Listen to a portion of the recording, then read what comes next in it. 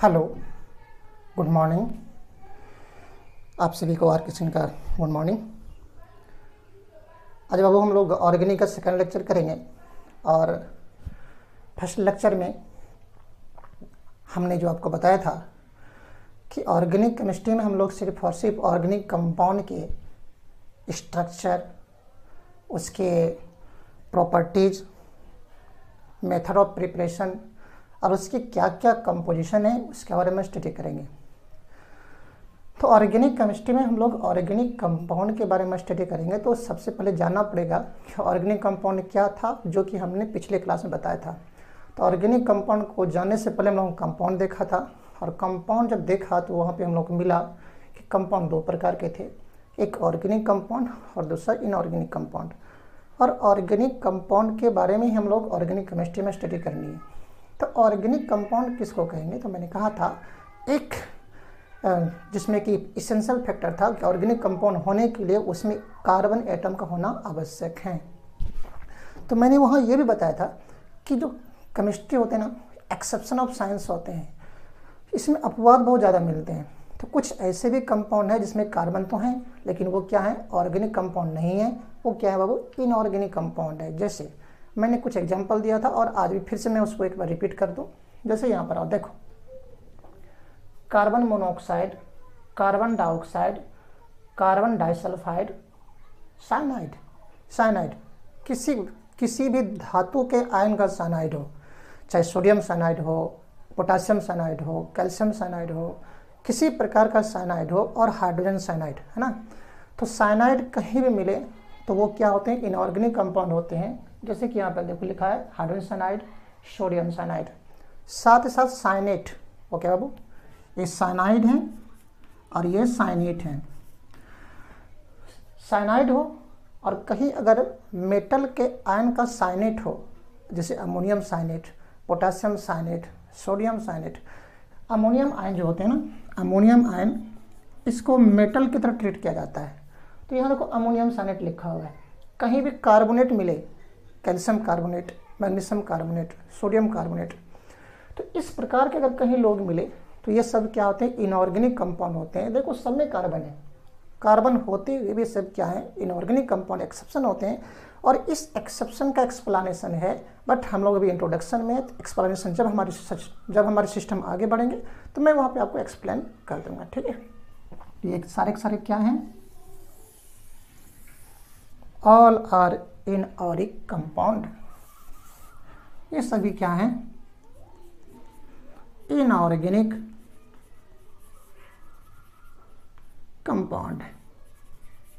Okay, तो हम लोगों को ऑर्गेनिक केमिस्ट्री में ऑर्गेनिक कंपाउंड के बारे में स्टडी करना है। चलो हम लोग सिस्टम को आगे बढ़ाते हैं। आप लोग क्या करें?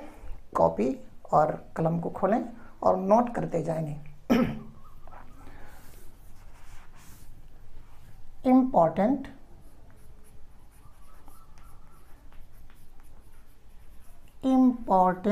Organic compound.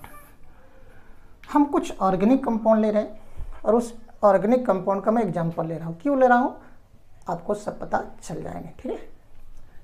जैसे पहला है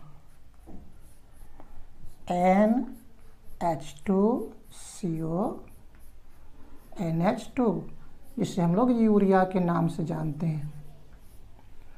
दूसरा ऑर्गेनिक कंपाउंड ले रहा हूँ HCOOH, जिसे हम लोग फॉर्मिक एसिड के नाम से जानते हैं, फॉर्मिक एसिड। तीसरा ले रहा हूँ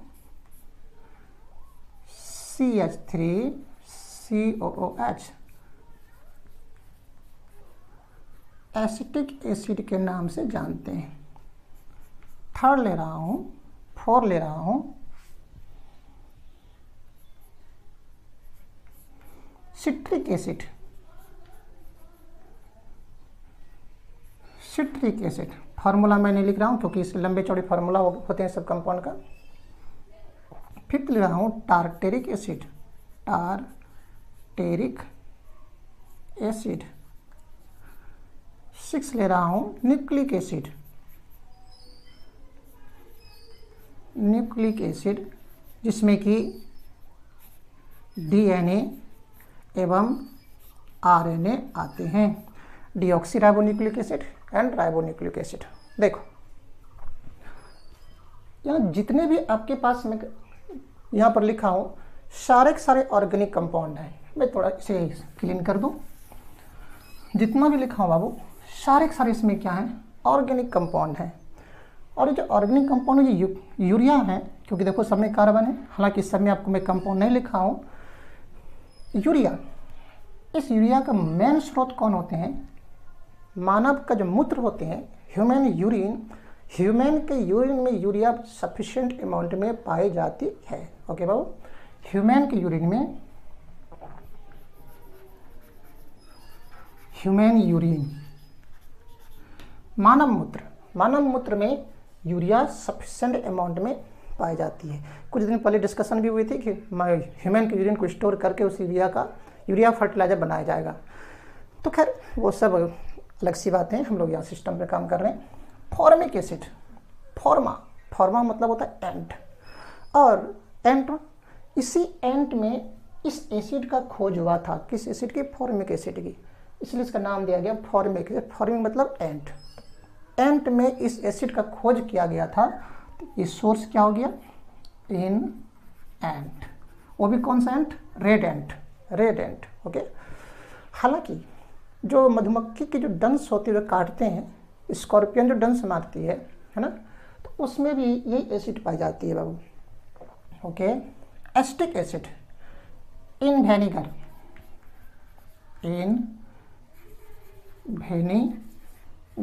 विनेगर सब जानते होंगे, इसको हम लोग हिंदी में सिरका के नाम जानते हैं। इसका इस्तेमाल सलाद में हम लोग करते हैं, चटनी बनाने में। और इस विनेगर को कहाँ से प्राप्त किया जाता है, वाइन से प्राप्त किया जाता है, शराब से प्राप्त किया जाता है। ठीक है, सिट्रिक एसिड पता होना चाहिए। नींबू जो खट्टी होती है ना, due to presence of citric acid, कहाँ बाबू, इन लेमन। टार्टेरिक एसिड जिसे आप इमली के नाम से जानते हो, टैमरिंड, इमली खट्टा होता है due to presence of tartaric acid in tamarind, इमली में। न्यूक्लिक एसिड, डीएनए आरएनए, जितने भी लिविंग हैं, चाहे वो प्लांट हो या फिर एनिमल हो, अगर सेल को निकाला जाए, उसकी सेल में आपको सेल में क्या मिलेगा, आपको न्यूक्लिक एसिड मिलेगा, जिसको हम लोग डीएनए और आरएनए के नाम जानते हैं, डीएनए आरएनए। जितने भी मैं आपको यहाँ पे एग्जांपल दिया हूँ, ये सारे के सारे क्या है बाबू, ऑर्गेनिक कंपाउंड हैं। ध्यान से सुनना।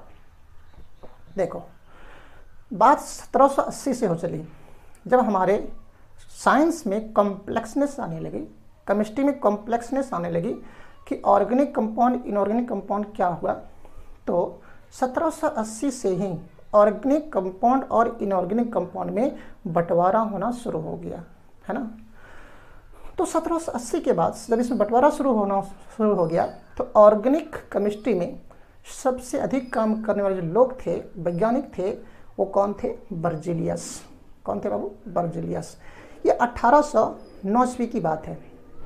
1809 ईस्वी में जब ऑर्गेनिक कंपाउंड को कलेक्शन करके बर्जीलियस ने देखा कि जितने भी ऑर्गेनिक कंपाउंड हैं, जैसे कि आपको यहाँ दिख रहा होगा, उस ऑर्गेनिक कंपाउंड का जो मुख्य स्रोत होते हैं, सोर्स होते हैं, वो लिविंग होते हैं। लिविंग मतलब सजीव होते हैं। सजीव मतलब या तो पेड़ पौधे हो या तो एनिमल हो। जैसे आपको यहाँ पर दिख रहा होगा, ये जो ऑर्गेनिक कंपाउंड यूरिया है, वो कहाँ, ह्यूमन के यूरिन में पाई जाती है, ये लिविंग हो गया, हम लोग लिविंग। फॉर्मिक एसिड रेडेंट, ये भी सजीव है। एसिटिक एसिड कहाँ से, विनेगर, सिरका से। और सिरका किससे प्राप्त करते हैं, शराब से। और शराब का स्रोत क्या है, वेजिटेबल, ये पेड़ पौधे, प्लांट, है ना। सिट्रिक एसिड, लीमन, ये भी लिविंग है। दैट मीन्स कहने का मतलब यह है, जितने भी यहाँ पर आपके पास कंपाउंड, ऑर्गेनिक कंपाउंड मिल रहे थे उस समय, तो उन सारे का स्रोत मुख्य कौन था, लिविंग था। तो बर्जीलियस ने कहा, कब, बर्जीलियस ने 1809 में कहा कि ऑर्गेनिक कंपाउंड को हम लोग मतलब मानव प्रयोगशाला में नहीं बना सकते। क्यों नहीं बना सकते, क्योंकि ये गॉड गिफ्टेड है, सजीव में पाया जाता है और सजीव को किसने बनाया है? ऊपर वाले ने बनाया है। एक रहस्यमयी है, मास्टरियस है, इसे हम लोग प्रयोगशाला में नहीं बना सकते। क्यों?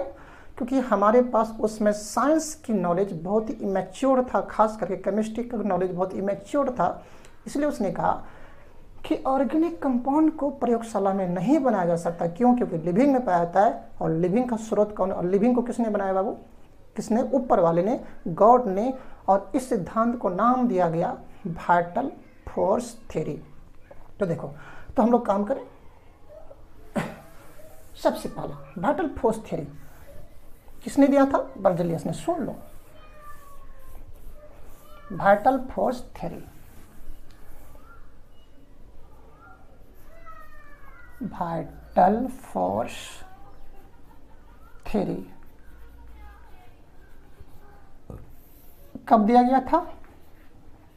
1809 में, 1809 में दिया गया था। और इस थ्योरी के अनुसार लिख देता हूं, अकॉर्डिंग टू दिस थ्योरी, इस सिद्धांत के अनुसार ऑर्गेनिक कंपाउंड, शॉर्ट में लिखा बाबू, organic compound can not be synthesized in laboratory। Organic compound को लेबोरेटरी में नहीं बनाया जा सकता है। क्यों? Because main source of organic compounds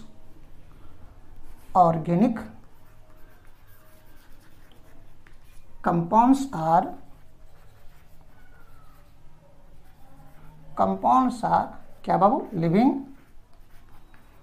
living होते हैं। और लिविंग को किसने बनाया? गॉड ने बनाया। And hence thus it is mysterious, रहस्यमयी। Thus it is मास्टरियस।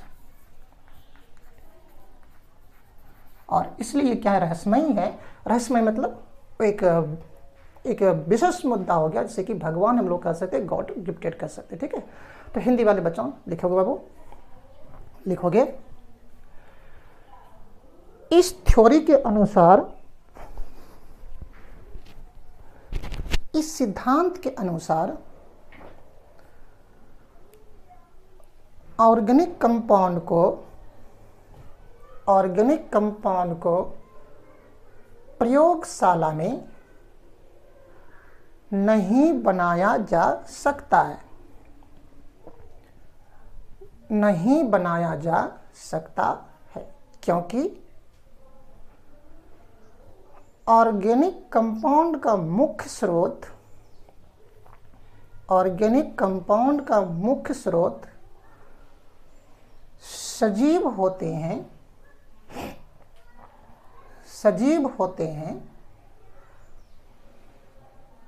अर्थात रहस्यमयी हैं,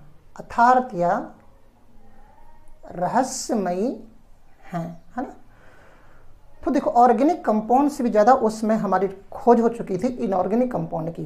तो सिंपल से कहने का मतलब ये हुआ कि इनऑर्गेनिक कंपाउंड से हम लोग ऑर्गेनिक कंपाउंड को प्रयोगशाला में नहीं बना सकते हैं। कहने का मतलब ये हुआ that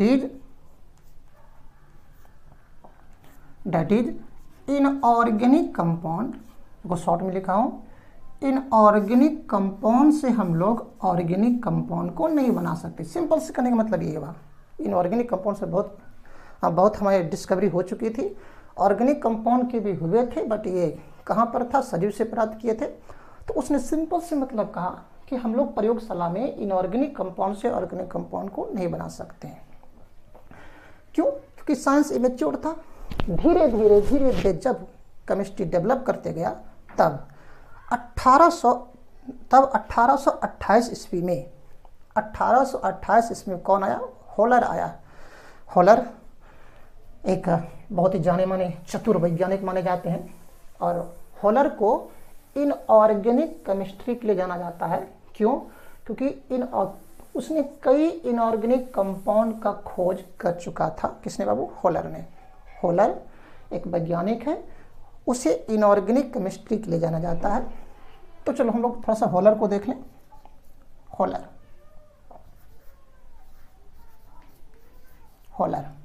और इसने कब कही? 1828 में। और इसे किस लिए जाना जाता है? His non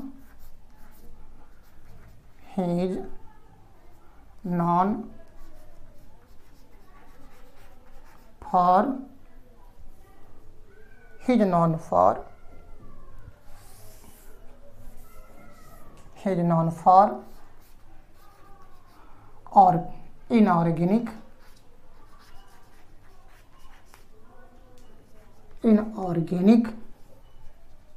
compound.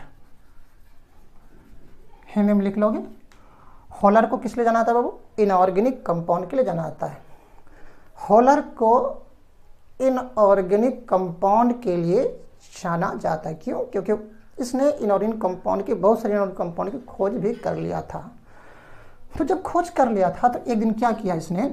कर रहा था कि जो यूरिया है NH2CO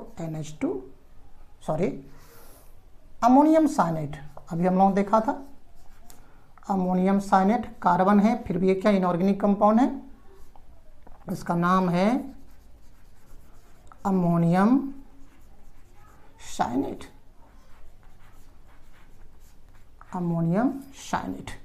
और ये किस प्रकार कंपाउंड है? इनऑर्गेनिक कंपाउंड है। इनऑर्गेनिक कंपाउंड है। ओके बाबू, मैंने भी बताया था कि किसी भी मेटल के आयन का जो साइनेट होता है वो क्या होते हैं? इनऑर्गेनिक कंपाउंड होते हैं। इस इनऑर्गेनिक कंपाउंड को ये प्रयोगशाला में बैठकर क्या कर रहे थे? गर्म कर रहे थे। जैसे इस अमोनियम साइनेट को उसने गर्म किया तो एक विचित्र सी उसने प्रॉपर्टी को देखा। क्या देखा? अमोनियम साइनेट को गर्म करने पर वो ठीक इस प्रकार के कंपाउंड को बनाती है। रीअरेंजमेंट हो गया आइटम का। रीअरेंजमेंट मतलब जैसे था उससे कुछ अलग प्रकार से सज गई। आप देख सकते हो दो नाइट्रोजन इसमें भी है, 2 नाइट्रोजन इसमें भी है, 4 हाइड्रोजन इसमें भी है, 4 हाइड्रोजन इसमें भी है, 1 कार्बन इसमें है, 1 कार्बन इसमें है, 1 ऑक्सीजन इसमें भी है, 1 ऑक्सीजन इसमें ही है। मतलब एटम का रीअरेंजमेंट हो गया और अमोनियम साइनेट से क्या बन गया? यूरिया बन गया।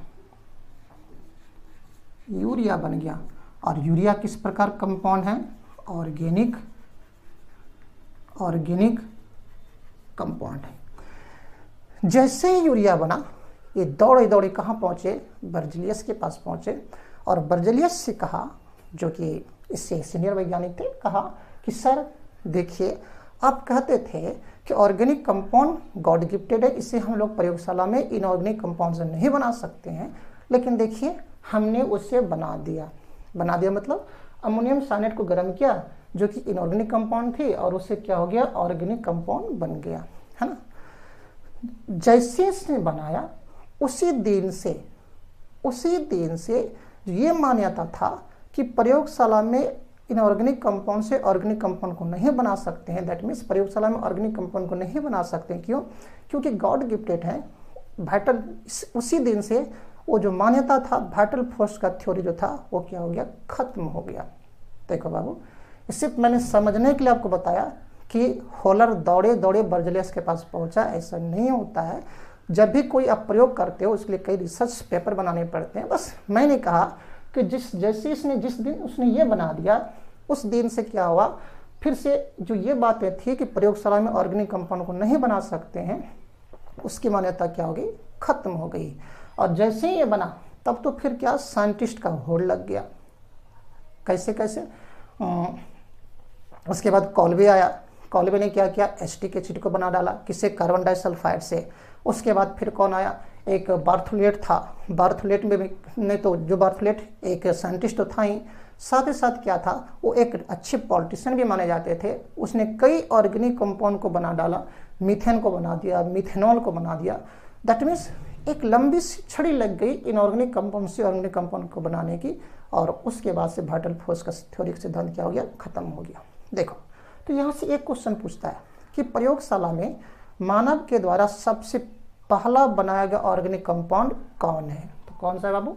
यूरिया। किसने बनाया था? होलर ने बनाया था। कैसे बनाया था? अमोनियम साइनेट को गर्म करके बनाया था। ये पॉइंट नोट कर लेने चाहिए, ठीक है। चलो हम लोग नोट करवा देते हैं, ये लिख लोगे, इसके नीचे लिखना होलर का देन है, 1888 में कहा था।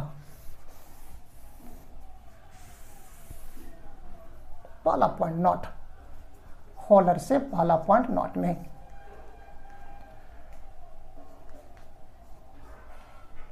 First synthesised organic compound in, कहाँ पे? दुकान में, लेबोरेटरी। कौन है बाबू? बराबर यूरिया। NH2CO NH2।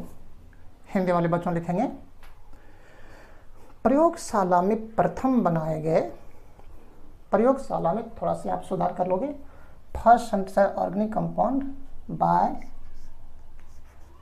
ह्यूमन। बंदर तो नहीं ना बनाएगा। First synthesised organic compound by human in laboratory.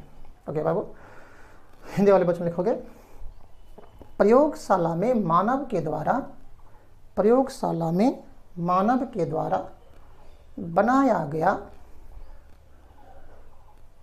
प्रथम ऑर्गेनिक कंपाउंड कौन सा है बाबू?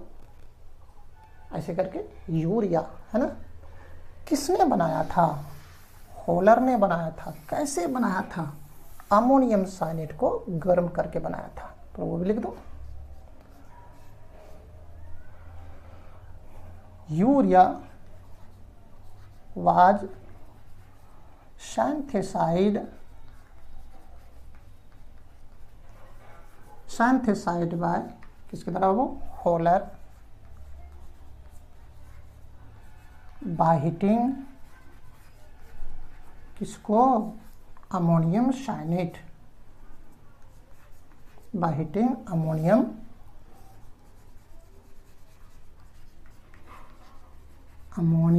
साइनेट। हिंदी वाले बच्चों लिखोगे, हिंदी वाले बच्चों यूरिया को होलर ने अमोनियम साइनेट को गर्म करके, देखो लिखा है यहाँ पे अमोनियम साइनेट, इसकी फार्मूला होंगे NH4CNO। अमोनियम साइनेट को गर्म करके प्राप्त किया था। अमोनियम साइनेट को गर्म करके प्राप्त किया था, ठीक है। थोड़ा सा कॉल्वे को लिख लो। इसके बाद आया कॉल्वे कब? 1845 में। और उसने क्या किया? कार्बन डाइसल्फाइड, इस कार्बन डाइसल्फाइड से क्या कर लिया? एसिटिक एसिड को बना डाला। ओके बाबू, कार्बन डाइसल्फाइड क्या है? इनऑर्गेनिक कंपाउंड है, इनऑर्गेनिक कंपाउंड है, शॉर्ट में लिखा हूँ IC। और एसिटिक एसिड क्या है? ऑर्गेनिक कंपाउंड है। ओके बाबू, इस कॉल्वे के बाद 1856 में कौन आया? मतलब अब फिर क्या, लंबा सा लाइन लग गया। और इसके बाद बार्थोलेट आया, बार्थोलेट आया। कब आया? 1856 में। और उसने क्या किया? कार्बन डाइसल्फाइड इनऑर्गेनिक कंपाउंड है, हाइड्रोजन सल्फाइड इनऑर्गेनिक कंपाउंड है, इस दोनों के मिक्सचर से किसको? मीथेन को बना डाला, है ना, मिथानॉल को भी बना डाला। कहने का मतलब ये हुआ उसके बाद ऑर्गेनिक कंपाउंड प्रयोगशाला में इनऑर्गेनिक कंपाउंड से बनाना शुरू हो गई। और अभी हमारे पास इतने ज़्यादा ऑर्गेनिक कंपाउंड हैं कि दुनिया में उतना कोई भी कंपाउंड नहीं है ना। ऑर्गेनिक कंपाउंड दुनिया में सबसे अधिक कंपाउंड होते हैं और क्यों होते हैं पहले तो बता दो। ऑर्गेनिक कंपाउंड को होने के लिए कार्बन का होना जरूरी है। जरूर है, कोई न कोई कार्बन में प्रॉपर्टी ऐसा है जो कि दुनिया में सबसे अधिक कंपाउंड को बना रही है। माय क्वेश्चन इज कि ऑर्गेनिक कंपाउंड होने के लिए उसमें कार्बन का होना जरूरी है, और दुनिया में सबसे अधिक कंपाउंड किसका है? ऑर्गेनिक का है। इसका मतलब जरूर है कि कार्बन के पास ऐसा कुछ ना कुछ प्रॉपर्टी है जिसके कारण वो इतना अधिक कंपाउंड को बना रहे हैं, है ना। तो उस प्रॉपर्टी को जानने के लिए हम लोग क्या करते हैं बाबू, नेक्स्ट क्लास का इंतजार करते हैं। कार्बन का क्या प्रॉपर्टी है हम आगे देखेंगे। टेट्रावेलेंट प्रॉपर्टी है, कैटेनेशन प्रॉपर्टी है। तो कार्बन की कौन सी प्रॉपर्टी है उसका हम लोग क्या करेंगे, आगे बढ़ जाएंगे। तो अगला क्लास के लिए हम लोग क्या करते हैं, फिर से मिलते हैं। तब तक के लिए सबको आर के सेन की तरफ से thank you, best of luck.